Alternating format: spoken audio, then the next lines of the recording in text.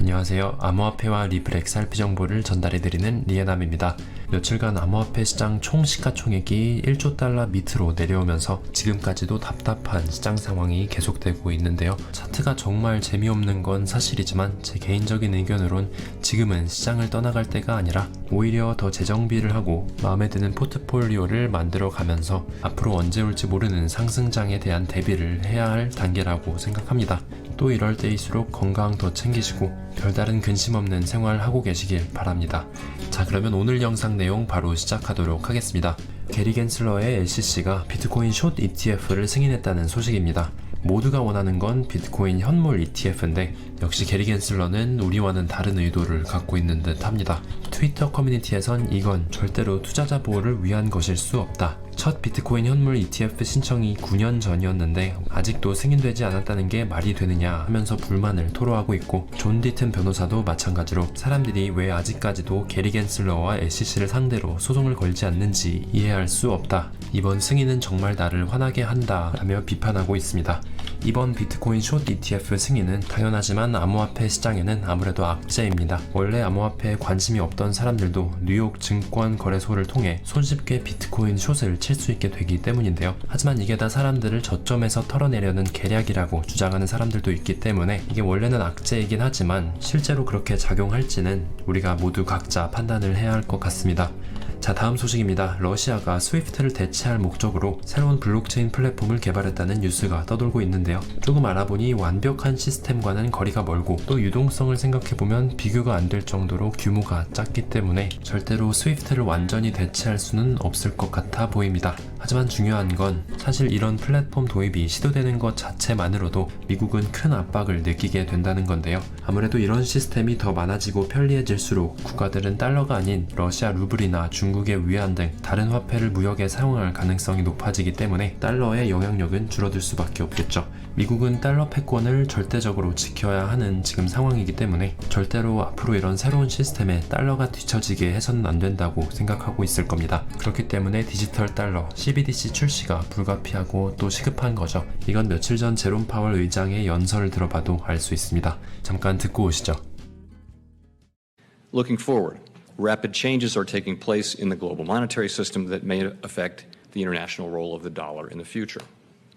Most major economies already have or are in the process of developing instant 24/7 payments. Our own FedNow service will be coming online in 2023. And in light of the tremendous growth in crypto assets and stablecoins, we are examining whether a U.S. central bank digital currency would improve upon what is an already safe and efficient domestic payment system. As our white paper on this topic notes, a U.S. CBDC could also potentially help maintain the dollar's international standing.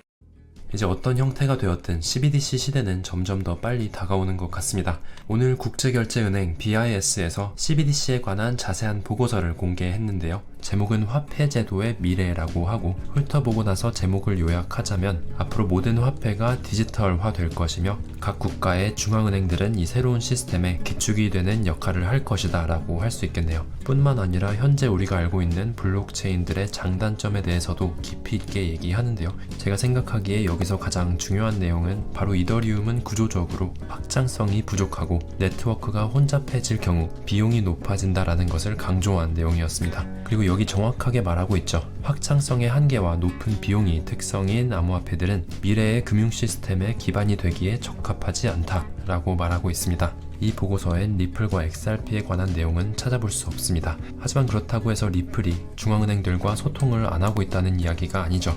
분명히 리플은 다수의 선진국 중앙은행들과 소통을 하고 있습니다. 그리고 이건 제 추측이 아니라 리플을 대표하는 인물들이 공개적으로 밝힌 건데요. 리플과 중앙은행 사이의 소통을 총괄하고 있는 리플의 제임스 월리스의 말부터 들어보겠습니다. Something we did as part of our strategy about 2 years ago. It's like, what is the interest in CBDC? Why are people focused on it? Right. One example is, a desire, and in some countries, the reality of cash being reduced as a means of payment. Others was like the rise of other CBDCs. So I do work in the US.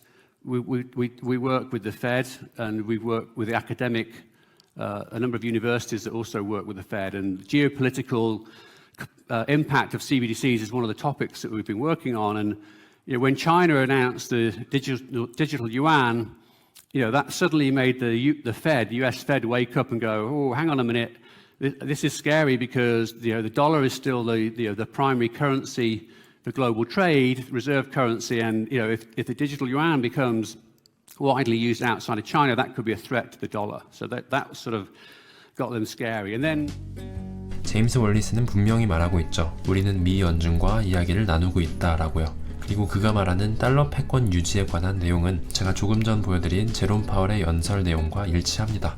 미국 외에도 리플은 여러 선진국들과 분명히 소통을 하고 있는데요. 작년 데이비드 슈워츠의 말을 한번 들어보시죠. But I will be clear, like the entities that we're targeting are entities that there's no other way to get them anywhere close to blockchain technology. There's no way the Federal Reserve is going to issue an asset on the XRP ledger or any other public censorship-resistant blockchain. 인터뷰에서 데이비드 슈워츠는 밝힐 수는 없지만 우리와 이야기하고 있는 국가들은 한치의 오차, 아무리 조그만 리스크라도 절대 용납할 수 없는 큰 경제 규모를 가진 국가라는 걸 돌려서 말하고 있다고 볼 수 있습니다. 제 생각엔 아마 영국도 포함되어 있다고 생각하는데 아직 확정지을 수 없다는 게 아쉽습니다. 이 인터뷰에서 데이비드 슈워츠는 CBDC 시대가 오게 되면 처음엔 CBDC가 프라이빗 레저 안에서 퍼블릭 레저와는 분리되어서 작동을 하겠지만 시간이 지날수록 퍼블릭 레저와 프라이빗 레저를 구분지을 이유가 점점 없어지게 되고 오히려 암호화폐가 제공할 수 있는 유동성에 대한 이득을 보기 위해서 XRP를 포함한 여러 암호화폐들을 중앙은행도 쓰기 시작할 테고 결국 모두가 공존하는 그런 생태계가 만들어질 것을 바라고 있다라고 합니다. 자, 결론을 내리자면 오늘 국제결제은행 보고서에 따르면 CBDC 시대는 무조건 다가오고 있고 특히 미국은 달러 패권을 지키기 위해 반드시 참여해야 할 것이며 정황상 미국은 리플과 손을 잡아 개발을 할 것으로 보여지고 또 XRP 레저 CBDC 보급은 앞으로 XRP에게 큰 호재가 될 수 있다라고 마무리 지을 수 있을 것 같습니다. 이런 공부를 하다 보면 정말로 새로운 금융 시스템이 오고 있다라는 건 절대 음모론이 아니라는 걸 알게 되는 것 같습니다. 미 연준과 국제결제은행까지 CBDC 관련 보고서와 발언이 끊이질 않는데 정말 놀랍게도 대중들은 별로 관심이 없어 보이는 지금 상황입니다. 자, 제가 오늘 준비한 내용은 여기까지입니다. 늘 시청해주시는 여러분들 너무 감사드리고 정말이지 지루하기 짝이 없는 이 하락장이 좀 끝났으면 좋겠네요. 자, 그럼 저는 이만 다음 영상에서 더 재밌는 내용으로 찾아뵙도록 하겠습니다. 감사합니다.